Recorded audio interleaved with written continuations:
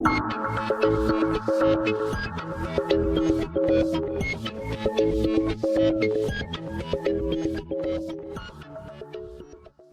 आमंत्रित करना चाहेंगे हमारे कार्यक्रम के विशिष्ट अतिथि श्री सुमित कुमार अवस्थी जी को। आप एक वरिष्ठ पत्रकार हैं, एनडीटीवी के साहित्यिक संपादक हैं। आप पत्रकारिता में 25 साल से अधिक का अनुभव रखते हैं। आपकी मुख्य विशेषता राजनीतिक रिपोर्टिंग के क्षेत्र में रही है और क्रिकेट आदि के क्षेत्र में आपने बेहतरीन प्रदर्शन किया है।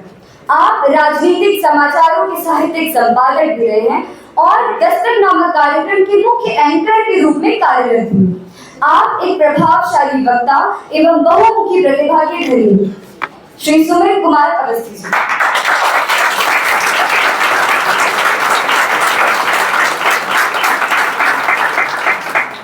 प्रणाम, नमस्कार, बहुत बहुत धन्यवाद। मंचासीन तमाम लोगों को मेरा सादर स्नेह, प्रणाम, नमस्कार, नमन। गुरुओं के बीच में, शिक्षकों के बीच में आता हूँ तो वैसे ही बौना हो जाता हूँ और बौना हूँ मैं। इस अवसर के लिए बहुत बहुत धन्यवाद शिवाजी कॉलेज को, शिवाजी कॉलेज की तमाम टीचर्स को, फैकल्टी को, प्रोफेसर साहब को, प्रिंसिपल को कि आपने मुझे बुलाया इस मौके पे बोलने के लिए। हालांकि मैं शिवाजी की बात तो नहीं करूँगा, शिवाजी की बात बहुत अच्छी बातें जो कहना चाहता था वो सब बातें प्रिंसिपल साहब ने बोल दी हैं, लेकिन क्योंकि हम लोग तर्क और वितर्क की सोसाइटी के सामने हैं और मैं जहाँ से आता हूँ वहाँ कुतर्क ज़्यादा होते हैं, तो मैं ये उम्मीद करता हूँ कि अगले 3 दिनों में कुतर्क कम होंगे और तर्क और वितर्क ही होंगे। उसके लिए शुभकामनाएं देते जा रहे हैं।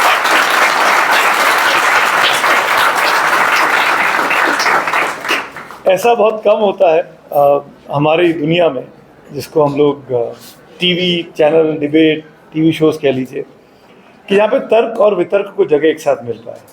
अगर एक आदमी तर्क पे बात करेगा तो दूसरा आदमी डिरेल करने के लिए उसको कुतर्क करेगा ही करेगा। हम भी जब कॉलेज में डिबेट करते थे और जब लगता था कि डिबेट हम जीत नहीं सकते हैं तो कम से कम फंसा दो। उसको मत जीतने दो, क्योंकि फिर एक नई कॉम्पिटिशन होगा, अगले हफ्ते फिर मुलाकात होगी, वहाँ वो हमको तंग करने वाला है तो पहले हम उसको तंग कर दें।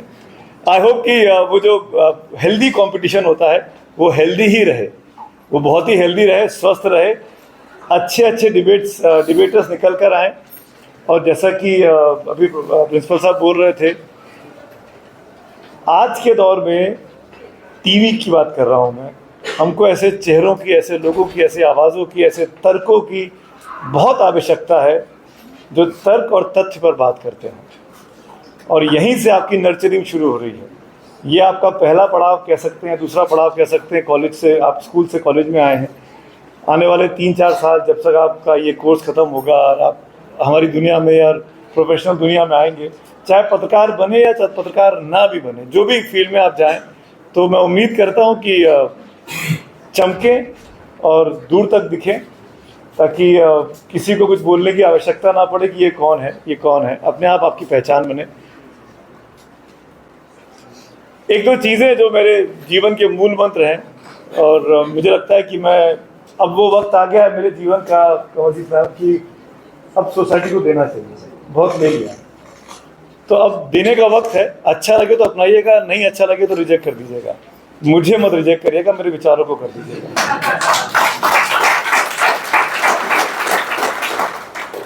छात्रों, इनफैक्ट अगर मैं आपको बच्चों कह के बुलाऊं तो बुरा मत मानिएगा, क्योंकि मेरे बच्चे भी आप ही की उम्र के होंगे।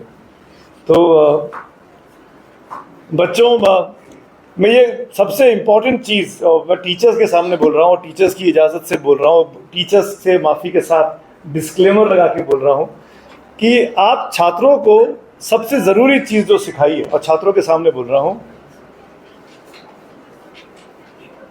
जीवन में हर आदमी टॉप पर आए ये ज़रूरी नहीं है, और जो आदमी टॉप पर ना आए वो असफल नहीं होता है। सफलता के कई पैमाने होते हैं, सफलता के कई किरदार होते हैं, कई सीढ़ियाँ होती हैं, कई पहचान होती है। आपको अपनी सफलता अपने हिसाब से तय करनी है। आप किस में पारंगत हैं, आपकी एक्सपर्टीज़ क्या है। हर आदमी विराट कोहली नहीं बन सकता, अगर मैं क्रिकेट की भाषा में बात करूँ। और विराट कोहली भी 0 पे आउट हुआ परसों ही। 46 पे टीम ऑल आउट हो गई, पर विराट कोहली खत्म नहीं हुआ। मतलब जो आदमी टॉप पर है वो भी असफल हो सकता है, पर उसको अपनी गलतियों से, अपने सबकों से सीखना चाहिए कि कैसे आगे चल के मुझे शून्य नहीं करना है और सेकंड इनिंग में आके मैं पारी को संभाल सकता हूँ, जो विराट कोहली ने किया, कल ही किया।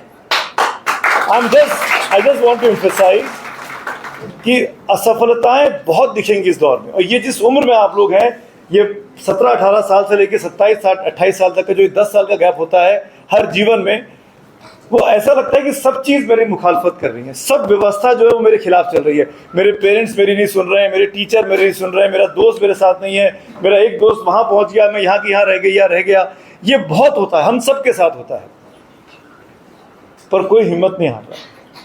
हिम्मत ही तो जो है वही आपको हौसला देती है आगे बढ़ने का। तो मैं टीचर से बाकायदा ये कह रहा हूँ और औपचारिक तौर पर कहना चाहता हूँ कि अगर छात्र सफल नहीं है तो वो असफल भी नहीं है, ये आपको सिखाना है। वो कैसे आगे जाके सफल हो सकता है, वो कैसे अपने जीवन की सेकंड, थर्ड और फोर्थ इनिंग में बेहतरीन काम कर सकता है, वो आपको सिखाना है। और छात्रों, दोस्तों, मित्रों, बच्चों, मैं आपको फिर से कह रहा हूँ कि कोई भी जीवन में असफल नहीं होता है। हर व्यक्ति की अपनी एक पहचान होती है, और वो पहचान आपके अपने हाथ में होती है कि आप कैसे और कहाँ तक अपने आप को ले जाना चाहते हैं। दूसरी चीज़ जो मुझे लगता है कि बहुत ज़रूरी है, आप सबको आनी चाहिए, आगे जाके काम आएगी, हो सकता है अभी ना काम आ रही हो, पर जीवन के इस 80-90 साल की जो साइकिल हम लोगों की, उसमें काम आएगी। और वो ये कि हर बात में हाँ कहना ज़रूरी नहीं है, ना शब्द भी बना हुआ है। जो आप नहीं कर सकते हैं, जो आपको लगता है कि ये काम आपको दिया गया लेकिन आपके बस में नहीं है, आपकी वो क्षमता नहीं है, आपकी वो दक्षता नहीं है, बड़े हम्बली, बड़े सौम्यता के साथ, बड़े पोलाइटली कह दीजिए कि मैं नहीं कर सकता। इसमें कोई बुरा नहीं मानेगा। पर अगर आप हाँ कह देंगे कि जी हो जाएगा, मैं कर दूंगा या कर दूंगी, और फिर आप नहीं कर पाएंगे, तो सबसे पहले आप अपने साथ धोखा कर रहे हैं कि आपने एक प्रॉमिस पूरा नहीं किया।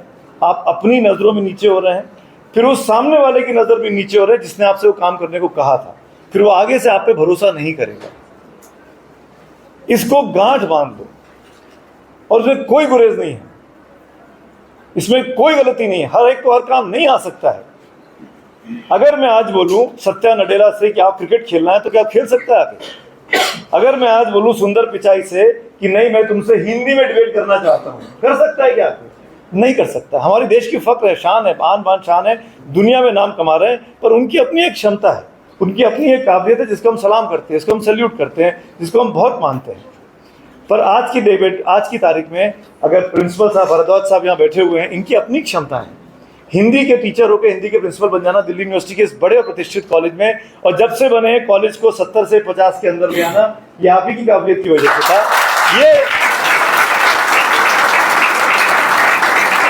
ये सत्या नडेला नहीं कर सकता था ये सुंदर पिचाई नहीं कर सकता था। तो हर एक की अपनी क्षमताएं होती है, अपनी क्षमता को पहचाना। 5 उंगलियां 5 तरह की हैं, हर उंगली की अपनी इंपॉर्टेंस है। एक उंगली भी चली जाए तो बाकी 4 बेकार सी हो जाती हैं। तो हर चीज़ की अपनी क्षमता है। ये छोटी उंगली बहुत काम की चीज़ है, बड़ी उंगली भी काम की चीज़ है, अंगूठा भी काम की चीज़ है। आई जस्ट वांट टू से कि हर आदमी एक जैसा दिखता नहीं है। भले हमारी 2 आंखें, 2 नाक, 2 हाथ है, 2 पैर है, लेकिन सबका दिमाग अलग अलग है, सबका दिल अलग अलग है, सबके सोचने का तरीका अलग अलग है।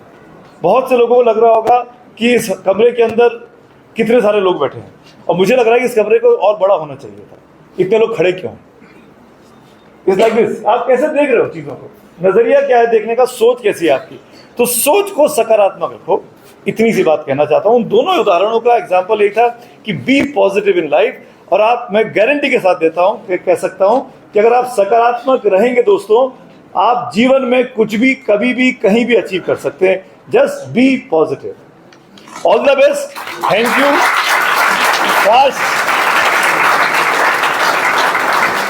काश कि मेरे पास 3 दिन का वक्त होता और मैं यहाँ बैठ के सुन पाता। मैंने बहुत डिबेट्स करे हैं, बहुत डिबेट सुने हैं। डिबेट मेरे दिल के बहुत करीब रहता है, और आज काम भी वैसे ही कर रहा हूँ, जो हालांकि एक तरफा होता है वो, क्योंकि मैं ही बोलता हूँ, मेरा शो है।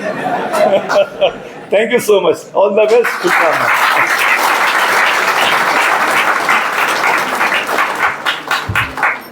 अब अपने आशीर्वचनों से हम सभी को अनुग्रहित करने के लिए आपका बहुत बहुत धन्यवाद।